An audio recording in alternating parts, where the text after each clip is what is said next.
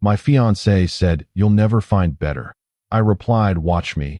Walked away, focused on myself, built my dream life. She spent years trying to come back. I spent them proving her wrong every single day. Hey Reddit, you'll never find better than me. You know that, right? Those words hung in the air between us like smoke.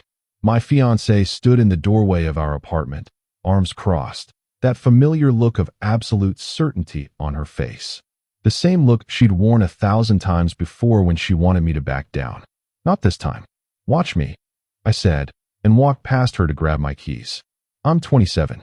Was engaged for 2 years to a woman I thought I'd spend my life with.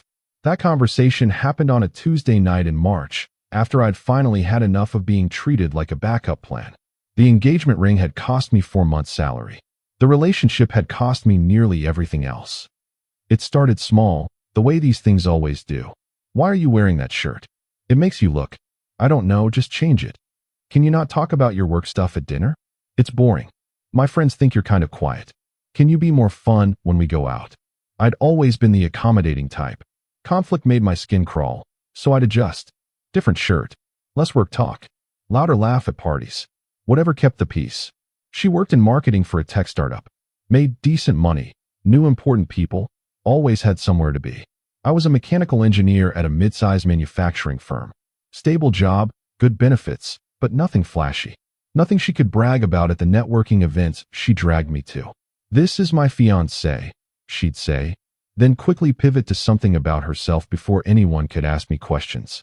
The breaking point came after her company's annual gala. I'd rented a tux. Spent the whole evening making small talk with her colleagues, laughing at their inside jokes, playing the supportive partner. Around midnight, I overheard her in the bathroom hallway talking to her work friend. "Is he always that subdued?" the friend asked. "He's fine. Not exciting, but reliable. Sometimes I wonder if I'm settling, you know? But he worships me, so it works." The friend laughed. "Girl, you could do better." "I know, but better isn't proposing, is it?" I stood there for a full minute, processing. Then I went back to our table, sat through another hour of the event, and drove us home in complete silence. "You're being weird," she said when we got back. "Am I settling for you?" I asked. She blinked. "What? That's what you said. That you're settling. That I worship you. That you could do better." Her face shifted through several expressions: surprise, calculation, then defiance. "You were eavesdropping?" I was walking to the bathroom. "Well, if you heard, then you heard. I don't know what you want me to say." An apology would be a start. She laughed. Actually laughed. "For what? Being honest with my friend? Come on, don't be so sensitive. You know I love you. Do you?" "Of course I do. Why else would I be here?" That question sat between us like a third person in the room. "I don't think you love me," I said quietly. "I think you love how I make you feel. How I'm always there. How I never push back." Oh my God, here we go? Mr. Sensitive needs reassurance again. I'm not asking for reassurance. I'm telling you what I heard. And I'm telling you it's not okay. She sighed like I was a child throwing a tantrum. "Look, every couple has doubts sometimes. It doesn't mean anything. You're overreacting to a private conversation that you weren't supposed to hear. So it's my fault." "I didn't say that. I'm saying you're making this into a bigger deal than it needs to be. I came home with you, didn't I? I'm wearing your ring. What more do you want?" What more did I want? I wanted a partner who didn't think of me as a consolation prize, who didn't mock me to her friends, who didn't treat my presence in her life like a favor she was doing me. But I didn't say any of that. Not yet. The next few weeks were Cold War. She acted like nothing had happened.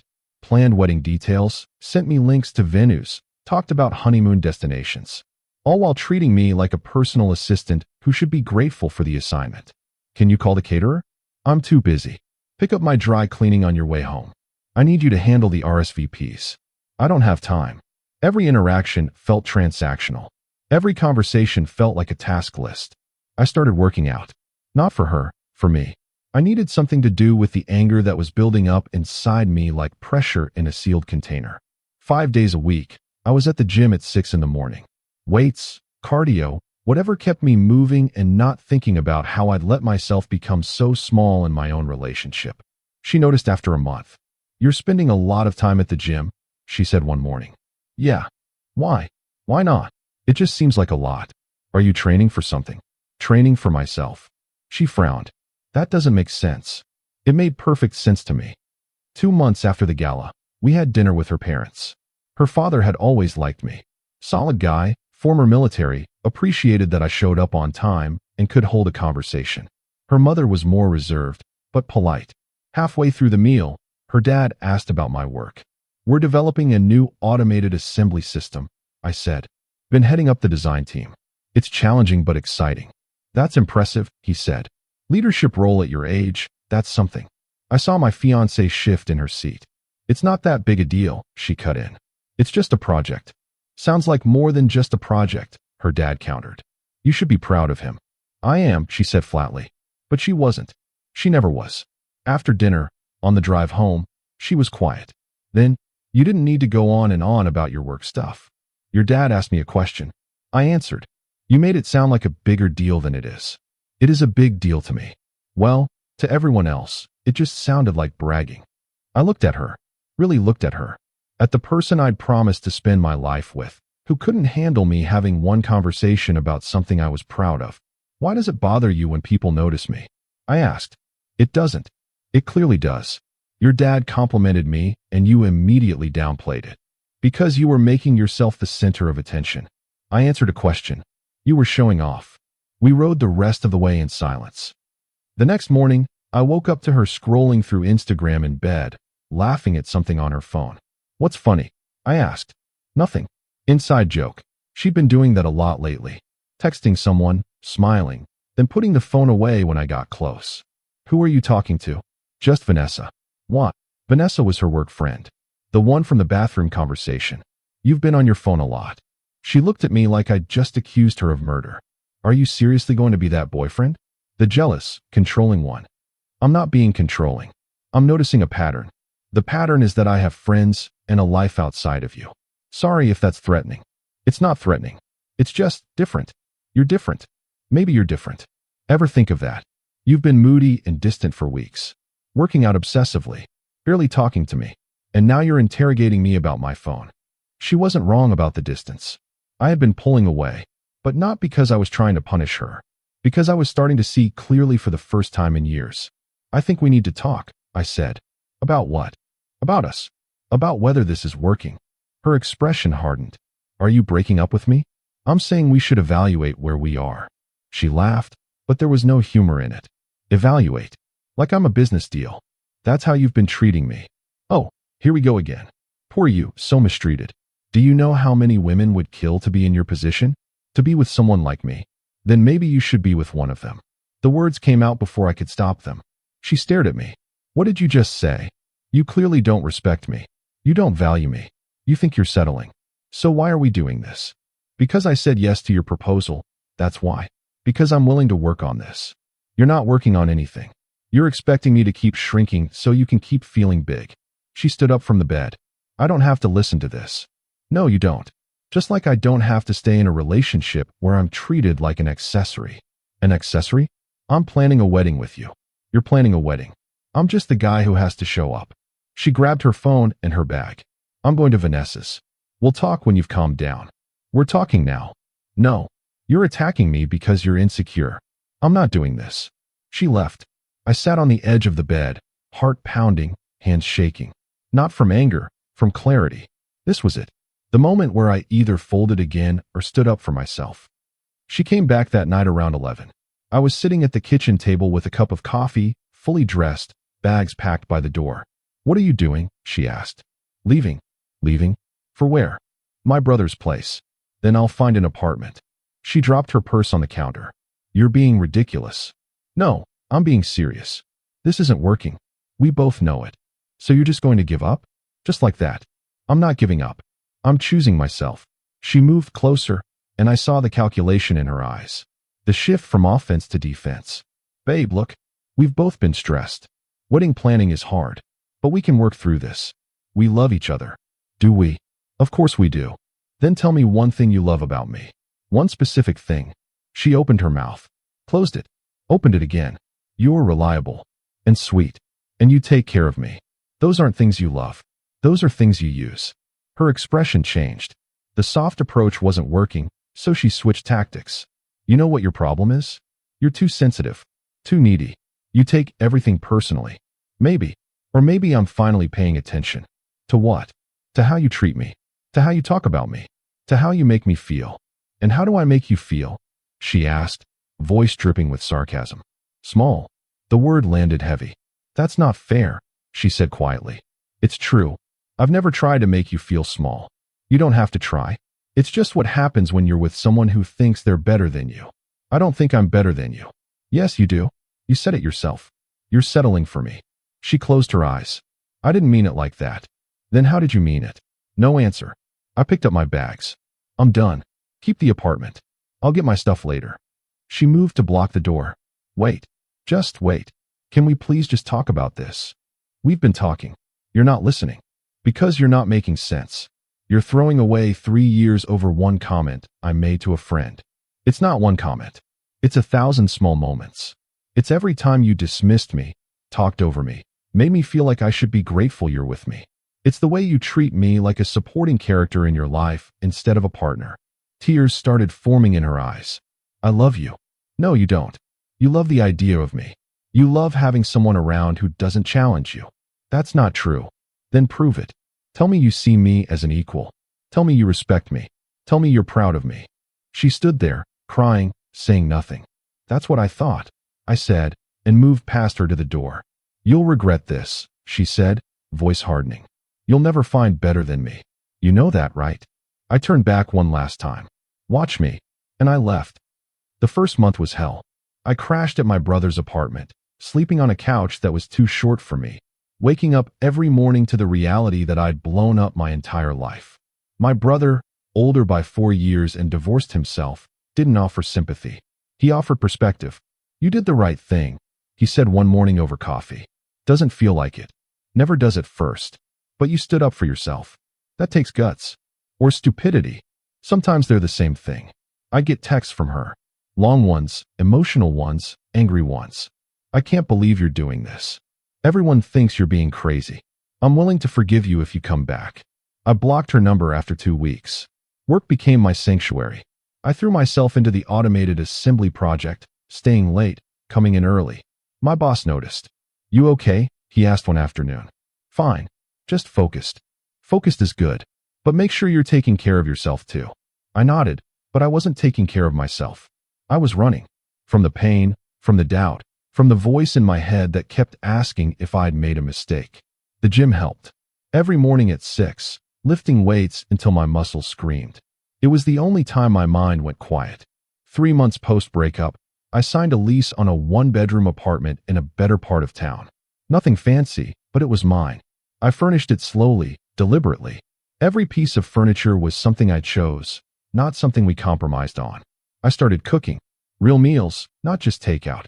Learned to make pasta from scratch, perfected my steak seasoning, experimented with Thai curries. Turned out I was decent at it. My brother came over for dinner one night. This is good, he said, surprised. Thanks. You're doing okay, aren't you? Getting there. She reached out to me, you know. I looked up from my plate. When? Last week. Asked if you were seeing anyone. If you were happy. What did you tell her? That it's none of her business. I smiled for the first time in weeks.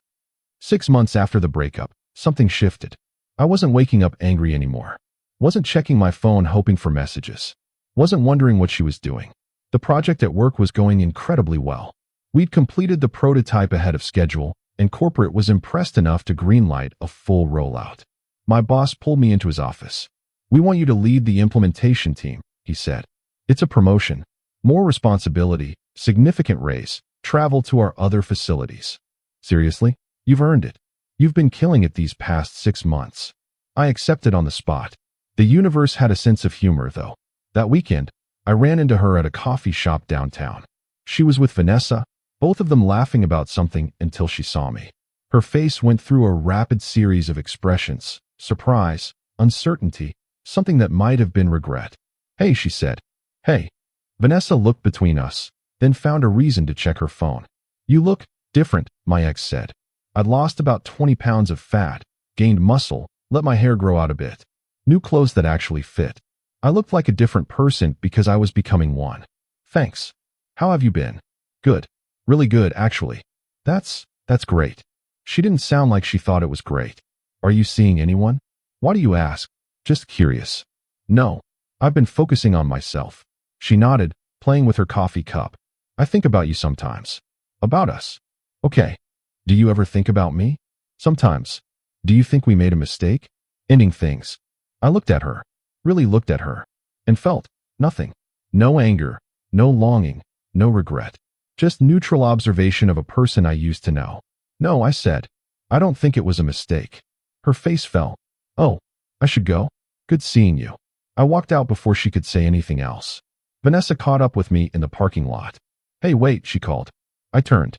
She's been miserable, you know, since you left. That's not my problem. She realizes she messed up. That she took you for granted. Again, not my problem. She wants you back. Well, I don't want her back. Vanessa looked uncomfortable. She said you'd say that. She said you'd probably moved on. I have.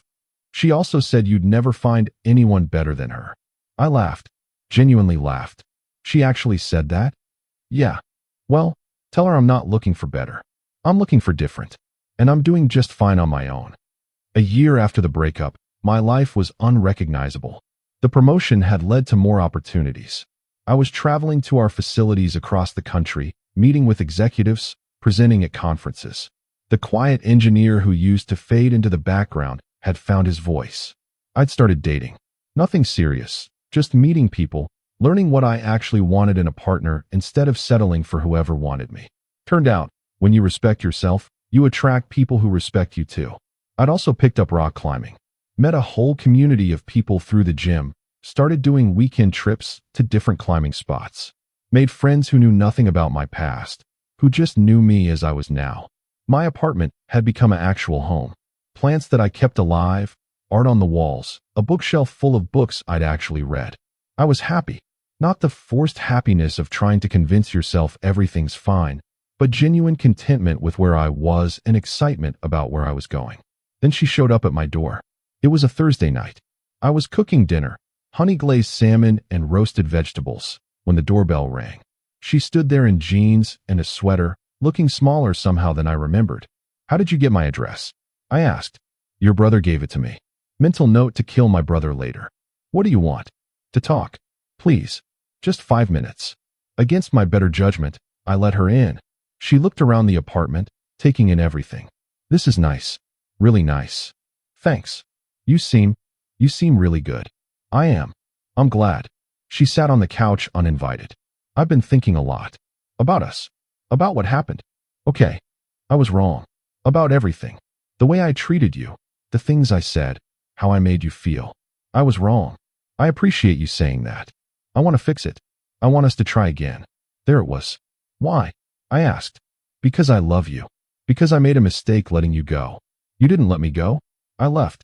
I know. And I should have fought harder to keep you. But I'm fighting now. I'm here, telling you that I'm sorry and that I want another chance. I leaned against the kitchen counter. What changed? What do you mean? A year ago, you told me I'd never find better than you. Now you're here saying you made a mistake. What changed? She looked down at her hands. I did. I realized what I lost. I dated other people, tried to move on, but nobody was like you. Nobody was as good to me as you were. Nobody let you walk all over them. You mean? That's not fair, isn't it? I'm trying to apologize here. You're apologizing because you're unhappy, not because you understand what you did wrong. I do understand. I took you for granted. I didn't appreciate you. You made me feel worthless. She flinched. I never meant to do that. But you did. Every day, in 100 small ways, you made me feel like I should be grateful you were with me. Like I was lucky to have you. And you were doing me a favor. I'm sorry. I'm sure you are. But sorry doesn't change the past. And it doesn't mean we should have a future. So that's it. You won't even consider it. Consider what? Going back to feeling small. To being your emotional support animal instead of your partner. It wouldn't be like that. I've changed. Maybe you have. But I've changed too. And the person I am now wouldn't stay in a relationship like the one we had. She stood up, tears streaming down her face. Please. I know I messed up. But we were good together once. We can be good again. We were never good together. I was just too scared to admit it. Don't say that. It's true. We were comfortable. We were convenient. But we weren't partners. We weren't equals. We can be now. No, we can't. Because I don't want to be with you. Not anymore. She walked to the door, then turned back. You're really just going to throw away everything we had? What we had wasn't worth keeping. You used to love me. I used to love the idea of being loved. There's a difference. She left without another word. I stood in my apartment, salmon getting cold on the stove, and felt relief. 2 years post-breakup, I was in the best shape of my life. Physically, mentally, emotionally. The company had promoted me again. I was now senior engineering manager, overseeing multiple projects, mentoring younger engineers. The scared guy who used to shrink in conversations was gone. I'd started a serious relationship with someone I met through climbing. She was a teacher, funny and kind. And when she looked at me, I saw respect. When she talked about me to her friends, I heard pride. When we disagreed, we talked it through like adults instead of keeping score. We were taking it slow, both of us cautious from past relationships, but it felt right in a way nothing had before. My ex tried reaching out a few more times over those 2 years. Texts I ignored, emails that went to spam, one time showing up at my gym before I changed locations. Each time, the message was the same. She missed me. She'd changed. We could make it work. And each time, my answer was the same. No. 3 years after walking out of that apartment, I was at a work conference in Seattle when I saw her across the hotel bar. She was with a guy, both of them dressed for the conference. She laughed at something he said, but it looked forced. Tired. She saw me at the same moment I saw her.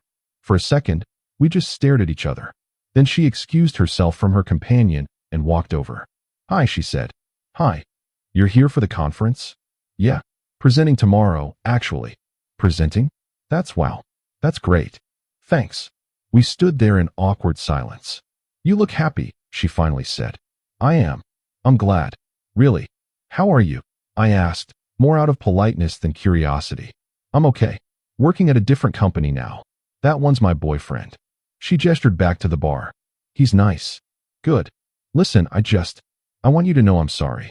For real, no ulterior motive. I'm sorry for how I treated you. You deserved better. I know. She smiled sadly. You really did prove me wrong. About what? That you'd never find better. You found it. You became it. I didn't know what to say to that. I should get back, she said. But I'm glad you're doing well. Genuinely. You too. She walked back to her boyfriend, and I watched her go. Felt nothing but mild nostalgia for a version of myself that didn't exist anymore. My phone buzzed. A text from my girlfriend. How's the conference? Miss you. I smiled and texted back. I think about that night sometimes. About the guy I was, standing in that apartment doorway, bags in hand, terrified but determined. The guy who heard, "You'll never find better," and decided to become better instead. It wasn't easy. There were nights I questioned everything.